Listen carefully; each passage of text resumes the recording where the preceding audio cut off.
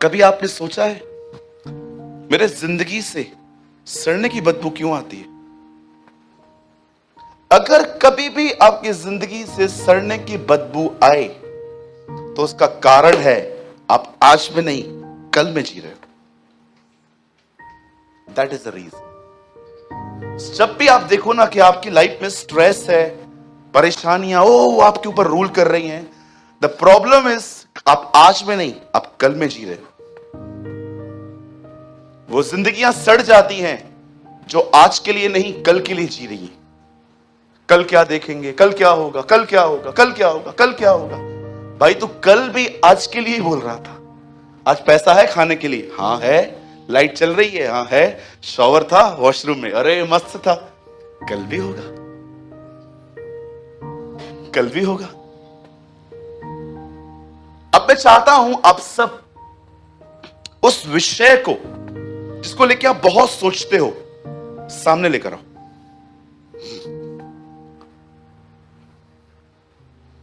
आ गया। कोई तो विषय होगा जिसके बारे में आप चाहते हो कि यार इससे निजात मिल जाए, इससे आजादी मिल जाए, इससे छुटकारा मिल जाए। बहुत सारे भाई बीवियों के बारे में सोच रहे होंगे अब। ऐसे मत करो, हाँ ये गलत है। बीवी प्रॉब्लम नहीं है, एटीट्यूड प्रॉब्लम है, राइट? बिहेवियर प्रॉब्लम है। अब सुनिए, मैं आपको बताना चाहता हूं, देखो खुदा क्या करता है। आप सभी जानते होंगे, कलाम पाक में लिखा है, इजराइल में एक दुष्ट राजा का जन्म हुआ। His name was Ahab. उसने एक औरत से शादी की जिसका नाम था इजबेल। ये परिवार जो था ये ब्लैक मैजिक में इन्वॉल्व था। ये जादू टोने को मानते थे और इन्होंने बहुत सारे नबियों का कत्ल करवाया था। आप जानते हो यीशु ने कहा नबियों की हत्या कोई छोटी बात नहीं है। आप जानते हो प्रकाशित वाक्य में एक ऐसा पिक्चर है जहां पर जो लोग मरे हैं वो खड़े होकर खुदा को कहते हैं तू कब तक हमारे बदले को नहीं लेगा।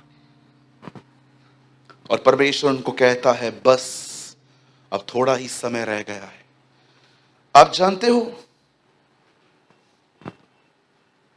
इस दुनिया में एक परमेश्वर के जन को टच करना, मारना एक बहुत बड़ा क्राइम है। मुझे आज भी याद है जब कलीसियाओं को सताया जा रहा था तब खुदावन पौल को कहता है तू मुझे परेशान कर रहा है, क्योंकि वो उसके कलीसिया उसका बदन है, वो कलीसिया का सर है। ऐसा कैसे हो सकता है कि आप उसके पीठ पे लात मारो और सर को पता न चले? इसीलिए मैं आप में से हर एक को गुजारिश करता हूं, हर एक को, मैंने अपने लाइफ में कभी नहीं देखा है जिन्होंने क्रिश्चियंस को सताया है और आज वो खुश हैं, तरह तरह की प्रॉब्लम से फंसे हुए हैं।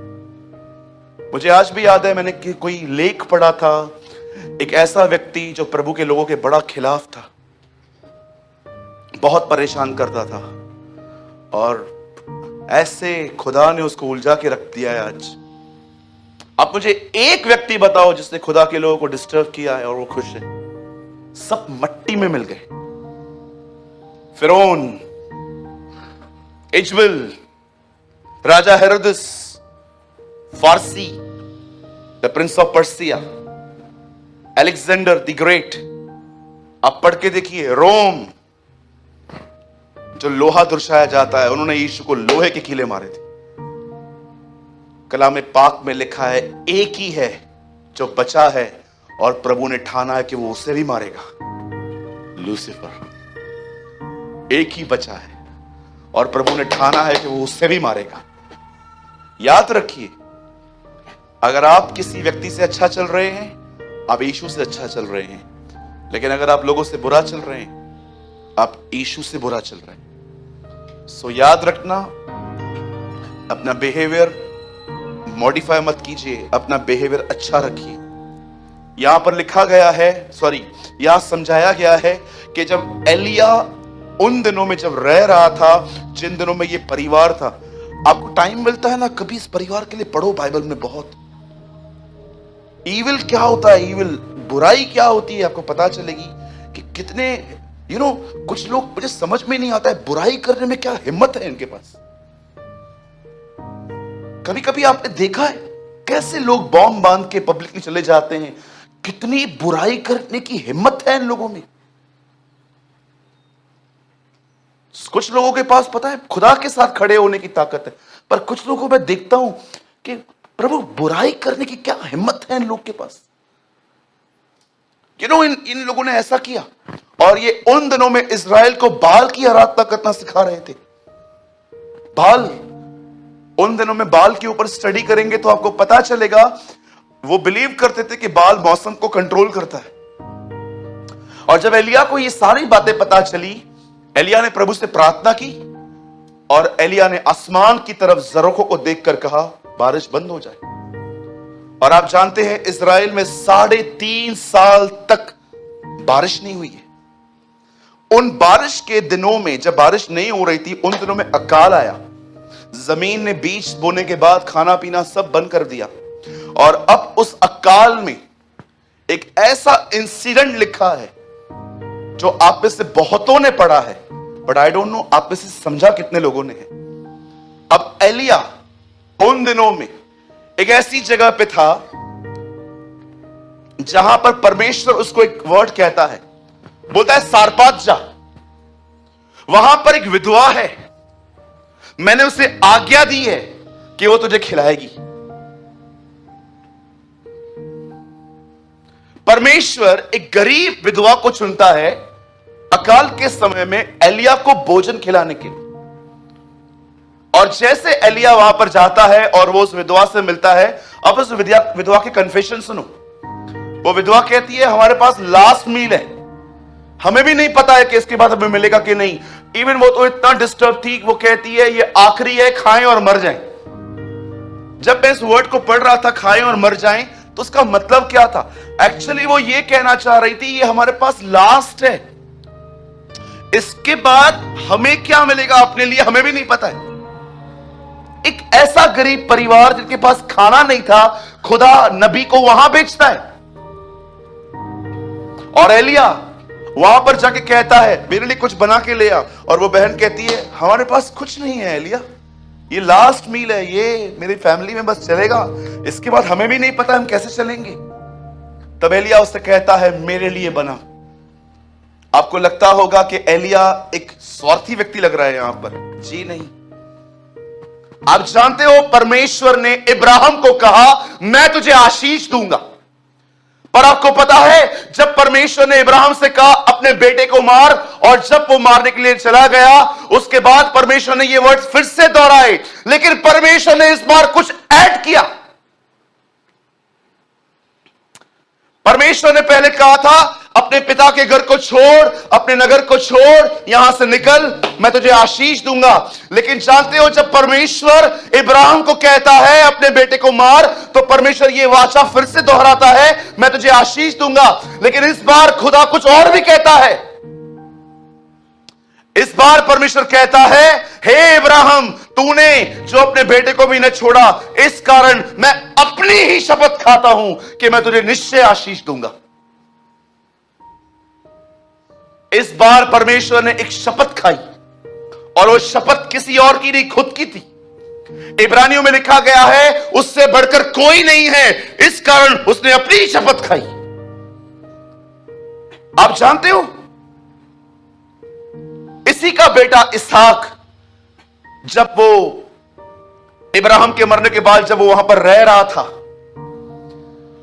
और जहां पर अकाल आया फिर से, तब वो सोच रहा था वो यहां से मूव कर दे, लेकिन खुदा ने कहा नहीं, तू कहां नहीं जाएगा, तू यहीं रहेगा। और परमेश्वर ने बंजर जमीन में उसे ब्लेस किया था। याद रखिए आज्ञा पालन सदैव आशीष ले आता है, सदैव। एक समय आता है जब परमेश्वर आपको विदाउट आपके किसी भी मैनर को देखकर आपको ब्लेस करता है। सब यही है? स्ट्रेट बैठिए।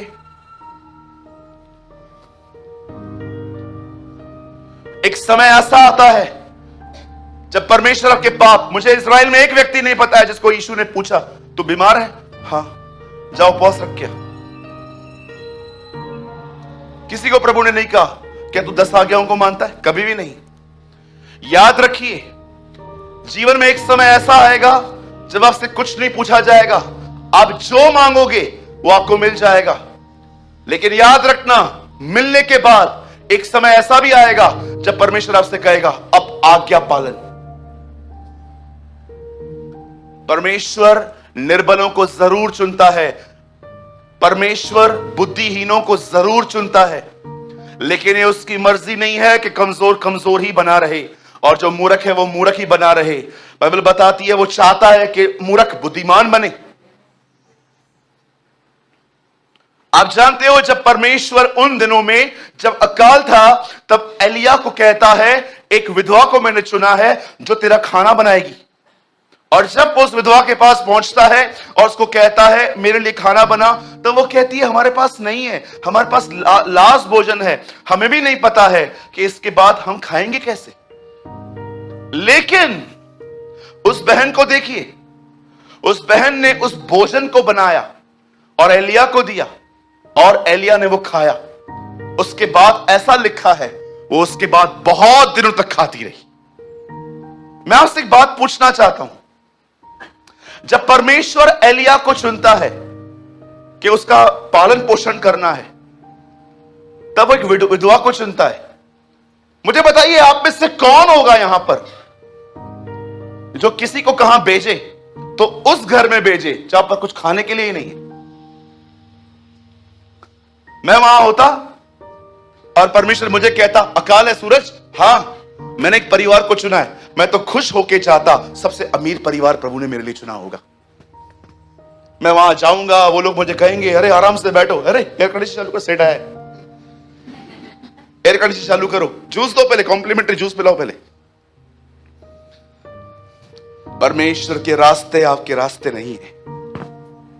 His ways is not your ways। अगर परमेश्वर मुझे चुनता अकाल के दिनों में और कहता मैंने तेरे लिए एक मस्त फैमिली बनाई है, समझो मैं बॉम्बे में रहता हूं, वहां अकाल है और उल्लासनगर में खाना है थोड़ा बहुत, और प्रभु मुझे बोलता है जा उल्लासनगर, तेरे लिए एक परिवार को मैंने कहा है। मैं सोचता कोई उल्लासनगर के मेन गेट पे, वेलकम गेट पे आएगा और वहां की गाड़ी में बोलेगा आओ मेरे घर पे शिफ्ट हो जाओ। मैं मारुति 800 से BMW में बैठूंगा और वहां से निकलने के बाद वो घर पे ले आएंगे और कहेंगे पास्टर आ गए हैं, और उनकी बीवी दौड़ दौड़ के मेरे लिए जूस लेके आएगी, पहले जूस पियो आप बहुत गर्मी से आए हो, और पीने के बाद रुको रुको एयर कंडीशन चालू करो, और मैं बैठ गया, उसके बाद खाना पीना ये वो सब देंगे। लेकिन सोचो खुदा ने ऐसा कुछ नहीं सोचा एलिया के लिए। उसने उन दिनों में सबसे गरीब परिवार को चुना जो एलिया का पोषण करेंगे, और एलिया का पोषण उन परिवार ने किया। आपको क्या लगता है खुदा आपकी प्रॉब्लम वैसे सॉल्व करेगा जैसे आप सोचते हो? आज से बहुत साल पहले पुणे में एक परमेश्वर के दास रहते हैं। प्रभु ने उनको कहा मैं तुझे खड़ा करूंगा, एक अच्छी कलीसिया बनाऊंगा तेरे द्वारा।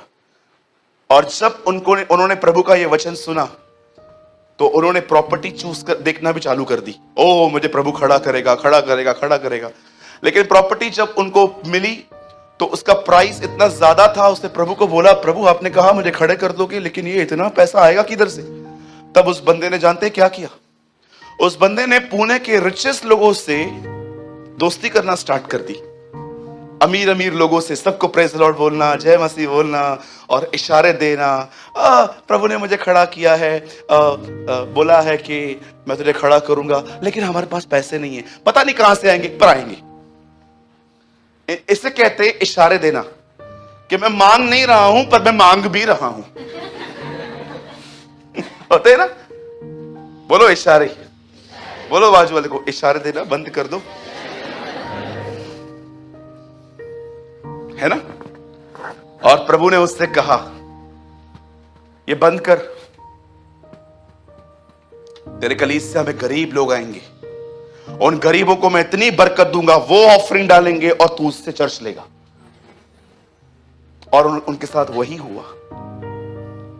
मेरे भाइयों मेरी बहनों सुनिए, जब भी आप अपनी जिंदगी में ऐसी सिचुएशंस में आए ना जहां आपको कुछ समझ में ना आए, जहां ब्लैंक हो जाएं, जहां पर कुछ उत्तर नहीं आता, समझ नहीं आती, हमेशा उन दिनों में एक काम करिए, परमेश्वर के रास्तों पे विश्वास करिए, परमेश्वर के रास्तों पे भरोसा कीजिए। ब्रदर मुझे कोई रस्तों ऋण न थोचे, भैया मेरे को कोई रास्ता नहीं दिख रहा। यीशु ने कहा यूहन्ना 14:6 में, मैं मार्ग हूं। जब तुम्हें कोई मार्ग न दिखे तब तुम्हारे पास एक ही मार्ग है, वो यीशु मसीह है। मैं आपसे पूछना चाहता हूं, आप में से कितने लोग हैं मुझे बताइए, आप जब अपनी सिचुएशंस में आते हैं आप दुआ करके खुदा पे छोड़ देते, आप छोड़ देते और आप उसके रास्तों पे विश्वास करते। आप बिल्कुल ब्लैंक हो जाते हैं कि वो यहां से आएगा, कि वो यहां से आएगा। आप उस पर भरोसा करते हैं,